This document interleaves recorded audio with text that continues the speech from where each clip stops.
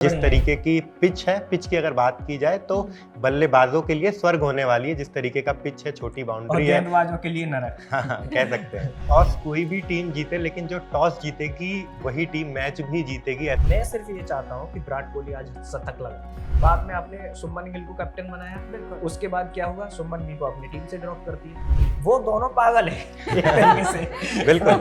वो उनको हर गेंद बाउंड्री के बाहर मारनी है। और चेन्नई तो भाई मैदान में धोनी का ऐसा है, यहाँ ग्राउंड पे कुछ भी हो रहा है, पावर प्ले चल रहा है ना, यहाँ पे रिव्यू लिया जा रहा है और कैमरामैन का फोकस होता है धोनी क्या कर रहे हैं।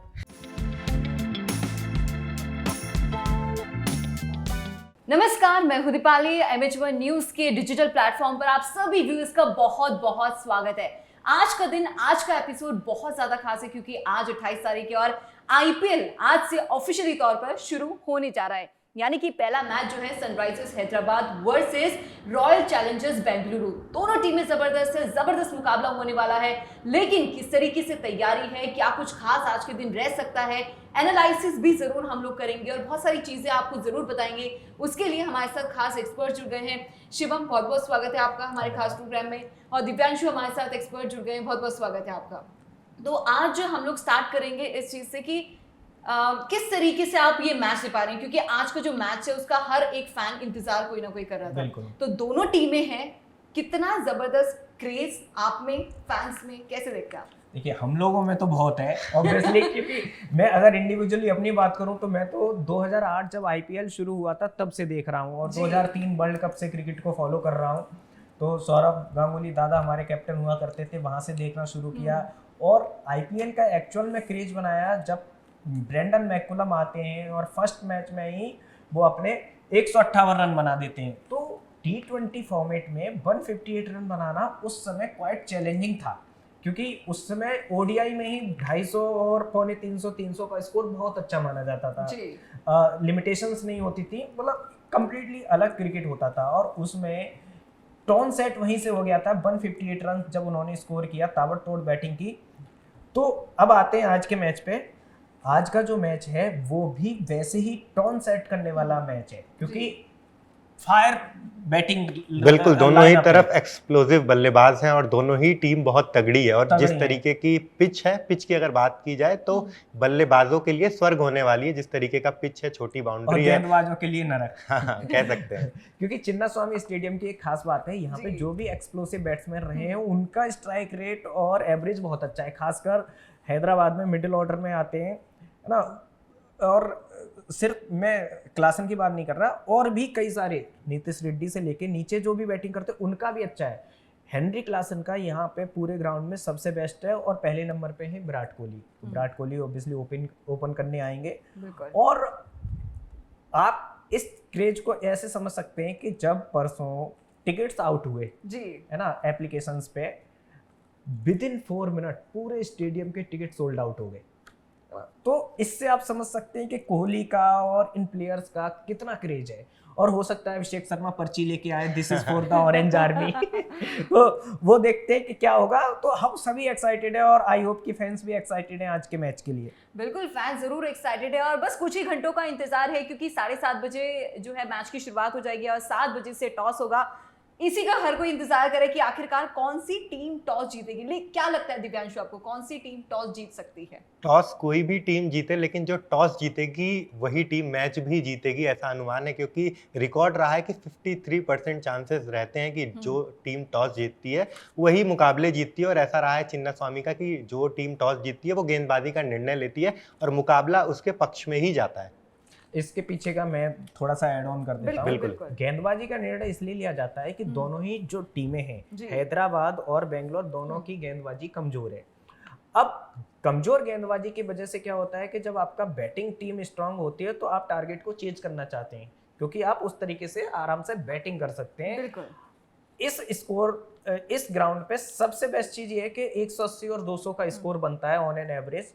और अगर हैदराबाद की टीम चल गई तो 300 भी बन सकता है और कोहली एंड कंपनी भी पीछे नहीं रहेंगे।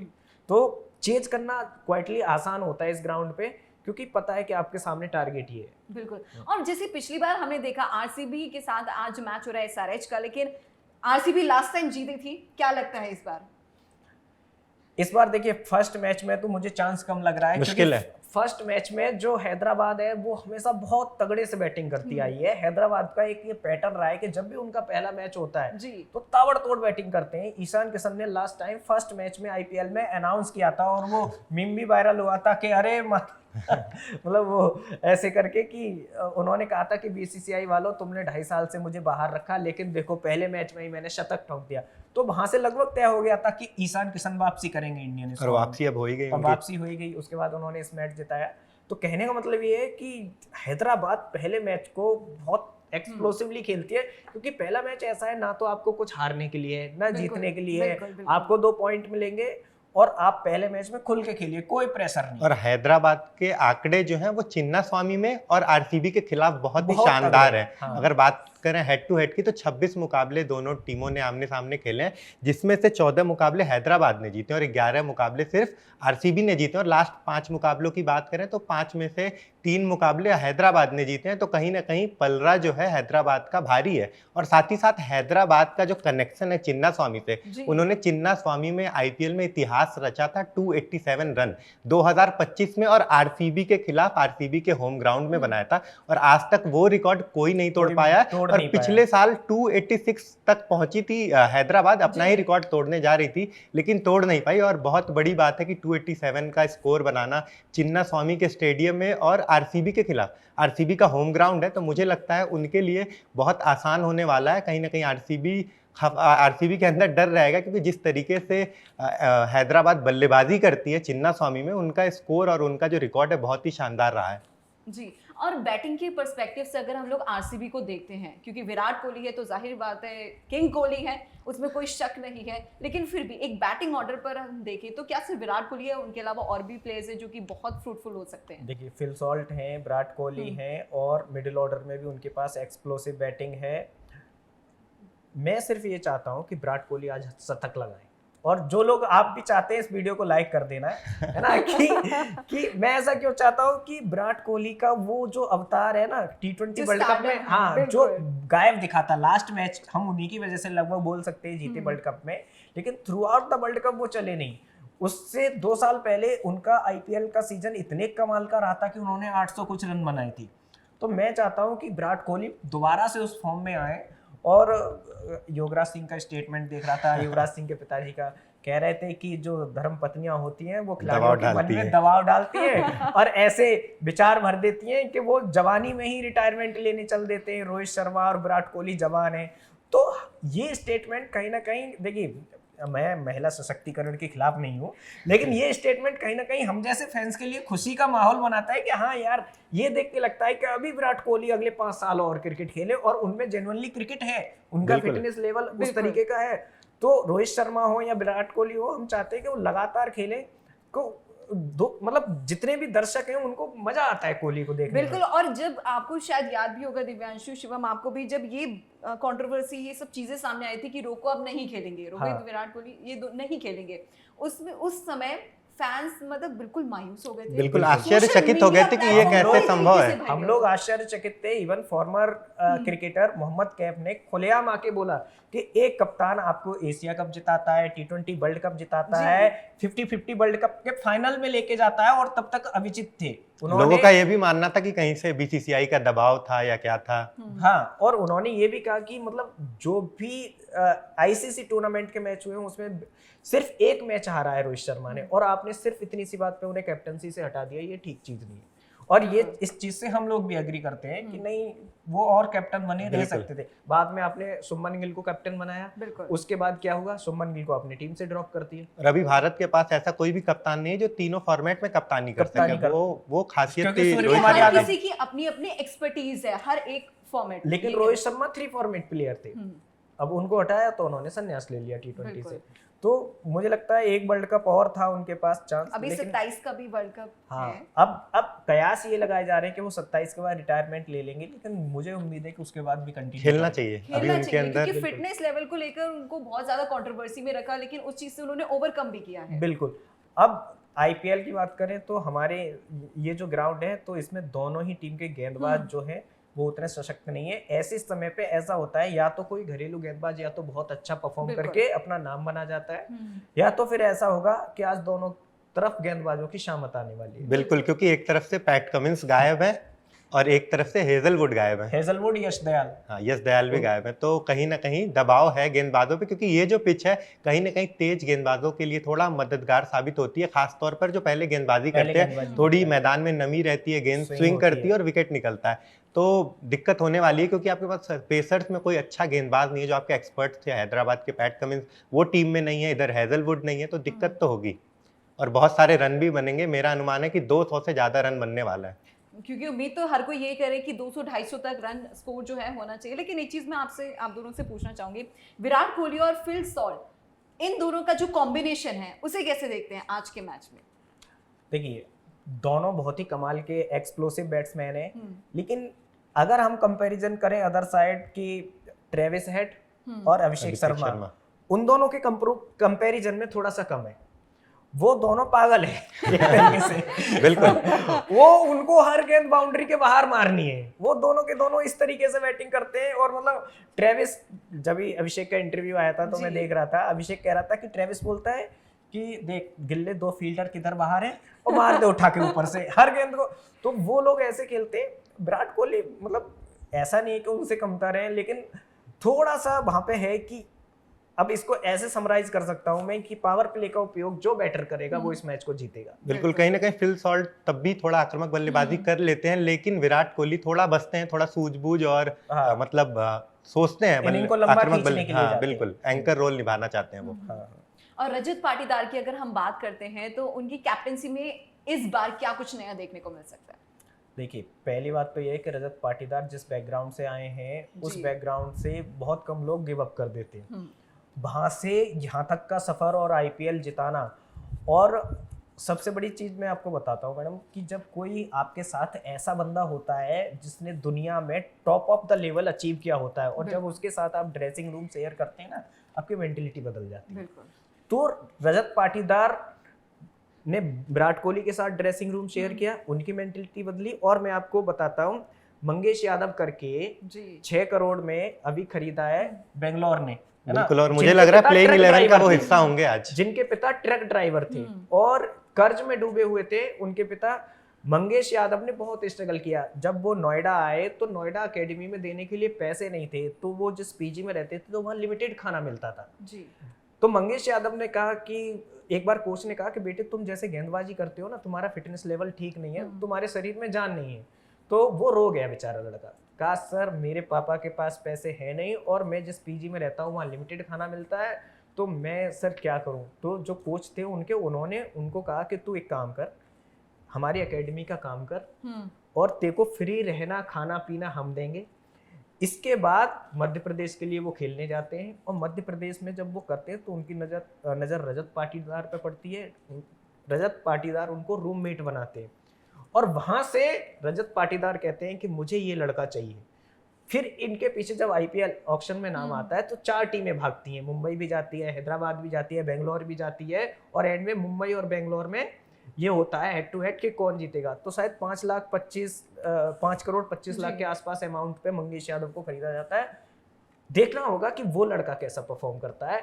तो रजत पाटीदार ने माइंडसेट मंगेश यादव का बदला क्योंकि उन्होंने ड्रेसिंग रूम शेयर किया, तो वहां से एक बहुत बड़ा चैलेंज और चीजें आपको समझ आ जाती हैं कि भाई सामने वाला बंदा विराट कोहली के साथ बैठ रहा है। तो जैसे रजत पाटीदार के साथ हुआ है वैसे ही मंगेश यादव के साथ हुआ है। तो देखना पड़ेगा मंगेश कैसा परफॉर्म करते हैं। बिल्कुल, देखते हैं अब क्या होता है। दिव्यांशु, मैं आपसे जानना चाहती हूँ, भुवनेश्वर कुमार की अगर मैं बात करती हूँ तो उनका परफॉर्मेंस कैसे देखते हैं आप, क्या लगता है? बहुत अच्छे गेंदबाज हैं। अगर आरसीबी टॉस जीतती है, गेंदबाजी का फैसला लेती है, तो उनको बहुत मदद मिलेगी। बहुत अच्छे गेंदबाज हैं, स्विंग भी उनकी गेंद करती है और ऊपर से जो है पिच जो है मदद देगी। अगर वो पहले गेंदबाजी करते हैं, ड्यू होगा, थोड़ी सी नमी होगी, तो उन्हें मदद मिलने वाली है अगर टॉस जीतते हैं तो। अगर नहीं जीतते हैं फिर थोड़ी परेशानी होगी, उनका एवरेज खराब होगा और पिटाई होगी, मुझे ऐसा लगता है जी। आप दोनों ने जैसे बताया कि बैटिंग ऑर्डर इस बार दोनों टीम का काफी हद तक अच्छा है, फील्डिंग में थोड़ा मार खा गए, लेकिन बॉलिंग में मार खा गए, सॉरी।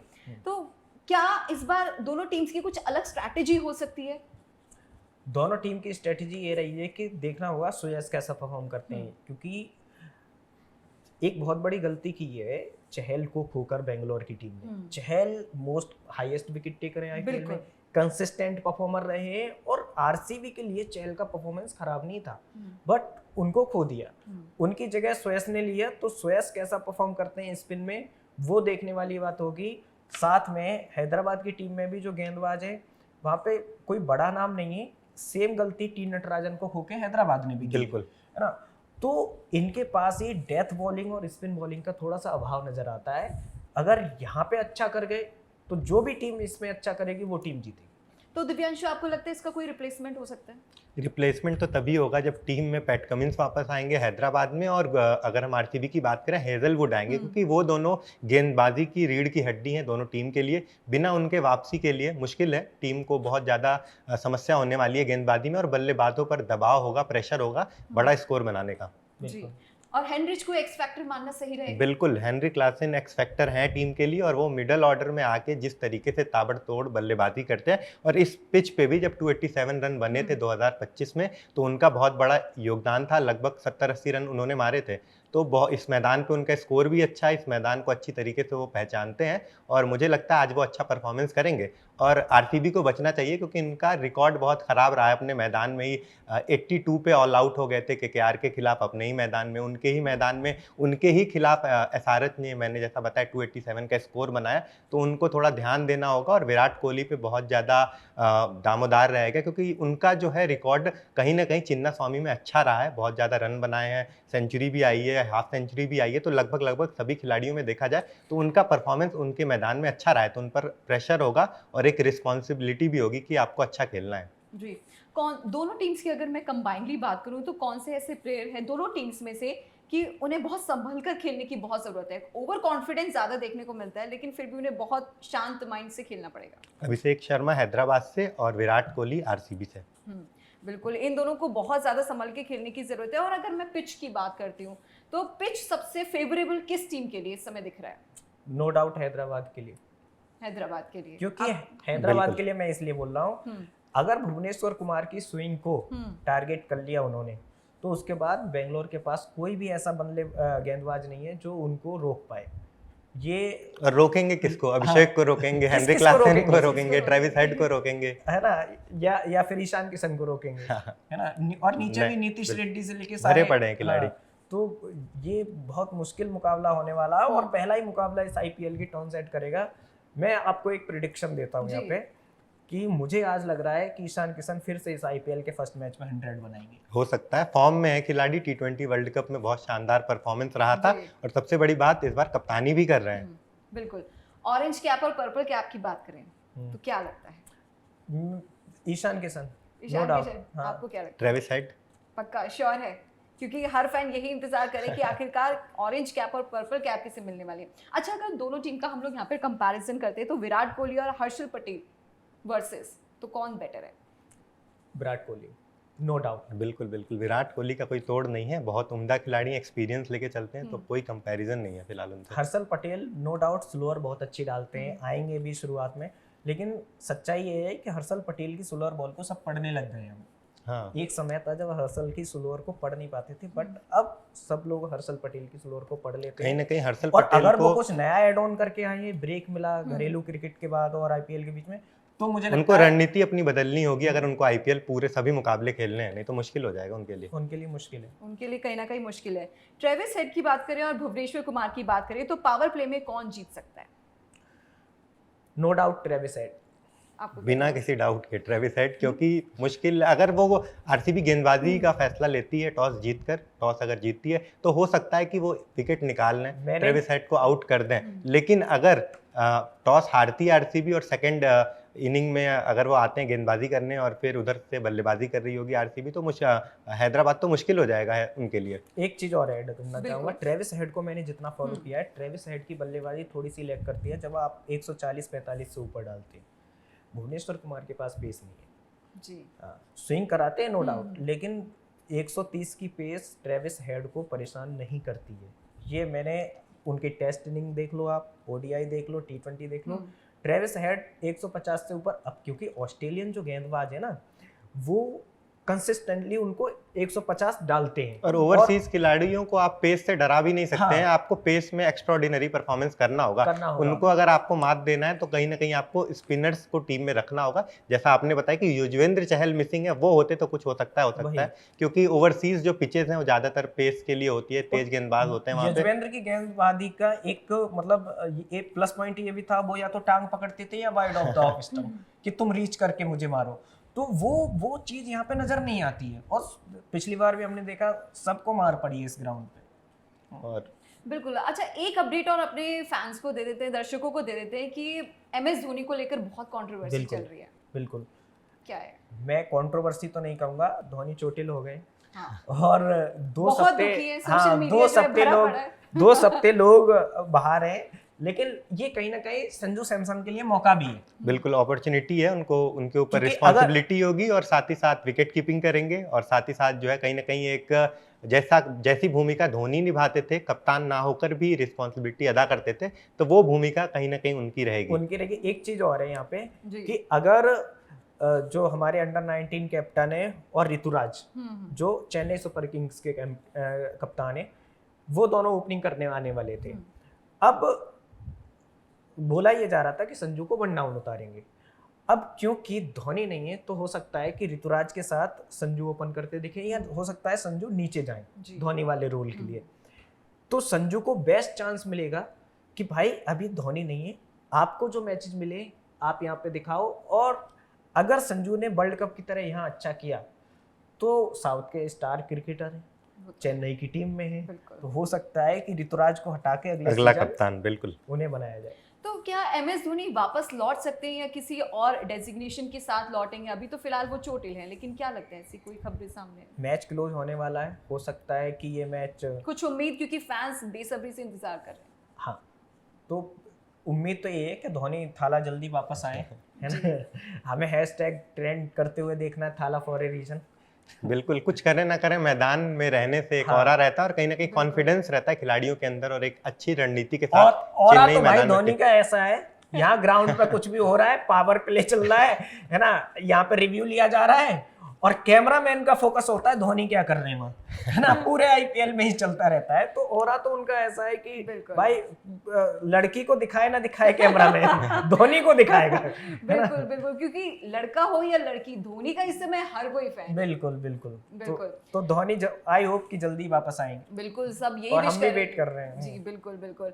एक आखिरी सवाल इस जाते जाते मैं पूछना चाहती हूँ कि इस बार ओपनिंग सेरेमनी क्यों नहीं हो रही थोड़ा? हाँ, ओपनिंग सेरेमनी का मैं आपको बताता हूँ। जब RCB की बहुत डाई हार्ड फैन फॉलोइंग है और RCB ने जब लास्ट टाइम IPL जीता तो सेरेमनी रखी गई इसी मैदान में, चिन्ना स्वामी में। मैदान की जो कैपेसिटी है 30 से 35 हज़ार लोगों की है और मैदान में 1 लाख से ज़्यादा लोग पहुँच गए। इसकी वजह से बीच जब प्लेयर्स वगैरह अंदर पहुँचे, सेरेमनी शुरू हुई, वहाँ की गवर्नमेंट वगैरह भी के ऑफिशियल्स भी थे, CM वगैरह भी थे, भगदड़ मच गई। हाँ, वो हम सबको याद और वो ऐसा इंसिडेंट था कि मतलब लोगों को पागल होते देखा कोहली के लिए। बाद में ये ब्लेम भी आया कि क्रिकेटर्स चाहते तो रोक सकते थे सेरेमनी को, लेकिन जिसने ऑर्गेनाइज किया होता है वो अपना घाटा नहीं चाहता है, तो सेरेमनी को नहीं रोका गया। और अल्टीमेटली ये हुआ कि मतलब 9-10 लोगों की जान चली गई उसमें, जो नहीं होना चाहिए था। वो बहुत अनफॉर्चुनेट था। और यही चीज़ को देखते हुए, क्योंकि ऑब्वियसली IPL विनर RCB है और RCB के डाई हार्ड फैंस हैं, बिल्कुल हो सकता है इस बार कुछ अनाउंसमेंट हो तो फिर हो जाए। तो ये देखते हुए, सुरक्षा कारणों को देखते हुए वहाँ की गवर्नमेंट ने फैसला लिया कि हम इस बार सेरेमनी नहीं करेंगे। जी दिव्यांशु, मैं आपके पास आना चाहती हूँ, लेकिन ओपनिंग आपको लगता है कि क्या थोड़ी अलग तरीके से हो सकती है? बिल्कुल, जैसा कि बताया गया है निर्देशकों द्वारा कि इस बार जो है ओपनिंग सेरेमनी नहीं होगी और साथ ही साथ 11 सीट जो है वेकेंट रहेंगे, खाली रहेंगे उनकी याद में जिनकी मृत्यु हो गई थी उस दौरान। और साथ ही साथ जो है हर मैचेस में, चाहे IPL हो या बाद में जितने भी मैचेस होंगे चिन्ना स्वामी में, वहाँ 1 मिनट की शोक सभा भी रखी जाएगी। जी ठीक है, शोक सभा रखी जाएगी। और इतना बड़ा इंसिडेंट जो है लास्ट सीजन के बाद हुआ, सेलिब्रेशन हुआ, बहुत सारी चीज़ें आई, न्यूज़ में भी हम लोगों ने देखा है। उम्मीद करते हैं कि इस बार जो ओपनिंग होगी वो अच्छी होगी। लेकिन एक पॉजिटिव नोट के साथ इस चर्चा को मैं एंड करना चाहती हूँ। दोनों टीमों को कैसे आप देखते हैं इस बार, मतलब एक क्या एडवाइस देना चाहते हैं? देखिए आप वहाँ दोनों। वहाँ पे बहुत बड़े बड़े हमसे जानकार लोग बैठे हैं। फिर भी मैं एक एक चीज टिप कह सकते हैं हम हाँ लोग। मैं एक चीज कहना चाहूंगा, MS धोनी हमेशा बोलते थे जी। कि एक बैट्समैन हमेशा बैटिंग परफॉर्म नहीं करता, एक गेंदबाज हमेशा गेंदबाजी अच्छी नहीं करता, लेकिन फील्ड में जान लगा सकता है। तो जो टीम फील्डिंग अच्छी करेगी और बिल्कुल। 30-40 रन फील्ड पे बचाएगी, वो टीम मैच जीतेगी। बिल्कुल, और कहीं न कहीं मुझे ऐसा लगता है कि दोनों ही टीमों की गेंदबाज़ी कमज़ोर है। अगर कोई गेंदबाज़ अनोखा करता है, कुछ अलग रणनीति के साथ मैदान में उतरता है, तो दोनों ही टीम के लिए अच्छा होगा और ऐसा करना भी पड़ेगा अगर आगे आने वाले मुकाबले जीतने हैं। जीतने हैं तो बिल्कुल, अभी टूर्नामेंट पूरा बड़ा हुआ है और अभी शुरू होना बाकी है, यानी कि आप सभी याद रखिएगा 7:30 बजे ऑफिशियल तौर पर मैच शुरू हो जाएगा और टॉस होगा 7 बजे, लेकिन देखना होगा कि आखिरकार कौन सी टीम जीतेगी। तो आज हमने अपने दोनों एक्सपर्ट से बातचीत की है। Sunrisers Hyderabad versus royal Challengers Bengaluru, ये दो टीम जो है आज उतरने वाली है। शाम 7:30 बजे से मैच शुरू हो जाएगा, 7 बजे टॉस होगा, लेकिन देखना होगा कि आखिरकार कौन सी टीम इस बार जीतेगी टॉस और ऑफिशियली तौर पर कौन सी टीम आज शाम को ये मैच जीती है। लेकिन थोड़ा सा और इंतजार करना बाकी है और पर्पल कैप किसे मिलेगी, ऑरेंज कैप किसे मिलेगी। हालांकि विराट कोहली से उम्मीदें बहुत ज्यादा है, दोनों टीमों की बैटिंग बहुत जबरदस्त चल रही है, लेकिन फिर भी बॉलिंग पर थोड़ा सा और ध्यान देने की जरूरत है दोनों टीमों को। फिर भी लोग जो कह रहे हैं कि इस बार जरूर RCB जीतेगी, कोई कह रहे हैं कि सनराइजर्स हैदराबाद जीतेगी। तो देखते हैं कि आखिरकार कौन सी टीम इस बार जीती है। पिच पर पंगा इस बार जरूर होगा और जबरदस्त तरीके से होने वाला है। तब तक के लिए आप हमारे साथ बने रहिएगा MH1 न्यूज डिजिटल प्लेटफॉर्म पर। दीजिए मुझे इजाजत, नमस्कार।